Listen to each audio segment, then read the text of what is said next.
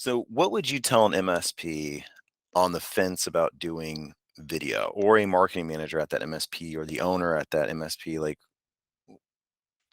what's your advice to that person who's like, should I do it? I'm not good at it. I'm not extroverted, etc.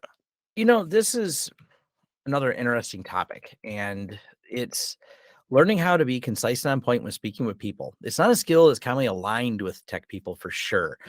Presentations should be delivered like performances delivered less like performances or speeches and much more like conversations. And actually, Yep. yes, I'm reading from the screen on that one. I wanted to get the wording right on there, but also I wanted to highlight of what it sounded like when I read something versus the Wow, conversation we just had. so true. You could tell I'm reading something. Oh my And god. this is actually the problem. I grabbed a quote from, actually, that was Neil deGrasse Tyson who actually said that. So, Nice. anyways, so I was laughing when I was listening to him talk about someone asked him why there aren't more astrophysicists that are, doing podcasts, and he's like, "It's not a skill set needed to be an astrophysicist. It's not like any qualifying thing." Same thing goes for tech. You didn't True. get into tech because you were a good public speaker. Usually not why you started. You probably started with a fascination in technology, but then Mhm. people start going, "Okay, I wanna do videos, so I'm gonna script it." The problem is now, I'm not saying, people can't read from a script and seem compelling, effective, and engaging and passionate, but those people are paid a lot, and we see them in Hollywood. And, Yep.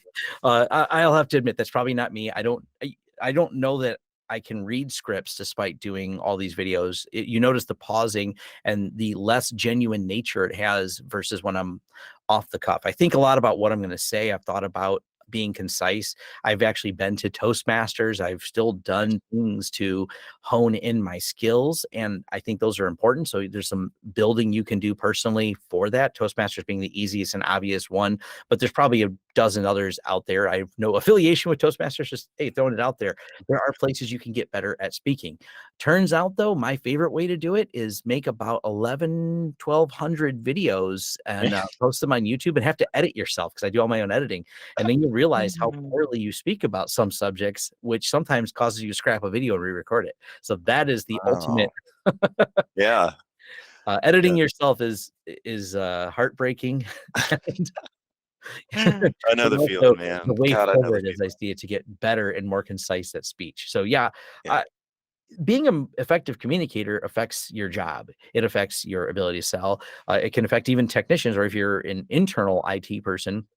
When I worked in corporate, my ability to sell to the management team Yes. was dependent on my ability to effectively convey why something's important. A Yep. lot of times, the failures MSPs have is just in a failure to of really effectively communicate. So Yep. work on communication skills and definitely do some type of video where you can be more personal with people.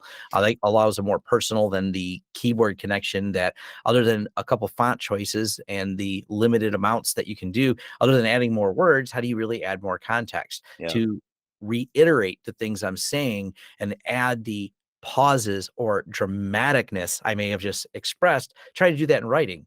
Tom said this very dramatically. You have to add a lot of words to convey something I conveyed in about what, a few seconds with a little Yep. inflection.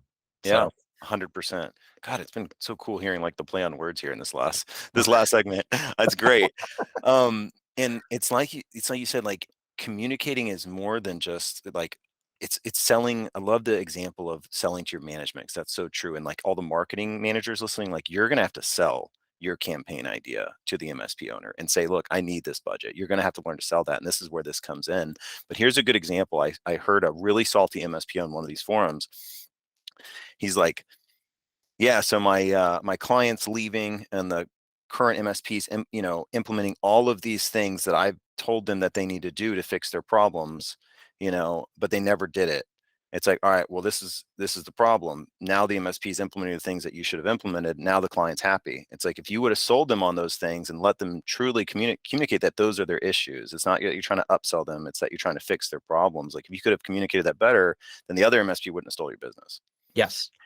And he was real salty, and I didn't comment, but I was like, because I didn't want to be mean. Like the guy's, he lost a client. I wanted to be like constructive, but I didn't know if he'd take it well. But anyway, so anyone listening, like, don't get salty. If your client's really struggling with a problem and they're not making a move to solve it, you need to have an ultimatum for them, like I did recently with a couple clients, where you're saying, hey, you're either moving on this, or you need to work on another. You need to find another IT company. That's one way that works, and the other is just like Tom saying, learn to communicate and sell a little bit better your ideas. And back to something you asked me earlier about having a team and be able to leave. By the way, communicate with your team effectively and speaking to them, or the Tom rants, as some of my team calls it. I come in though and I doodle on the whiteboard a little bit and kind of get them encouraged and excited about something that's going on or a Yep. change we're making. Because obviously there's this fear when I come back after going to back events for a week. What's Tom going to try to sell us on today? What tool did Tom discover that we're all going to do? And so you want to be an effective communicator for your team as well. So this benefits you on both Yes. sides of the fence. Being Yes. able to convince a group of people to eventually convince them to uh, listen to you and say, hey, these are the things we're going to do, or convince the clients that these are the things we're going to do. And ever forward you will go with those two things if you can get them in alignment with each other. 100%. And doing concise videos to where you're telling your point on a camera is the best way for me that has gotten me better at sales and marketing in Yeah. general. It's like doing these videos has gotten me better at being like, okay, I need to be concise and I need to clearly communicate what I need to communicate in an engaging way.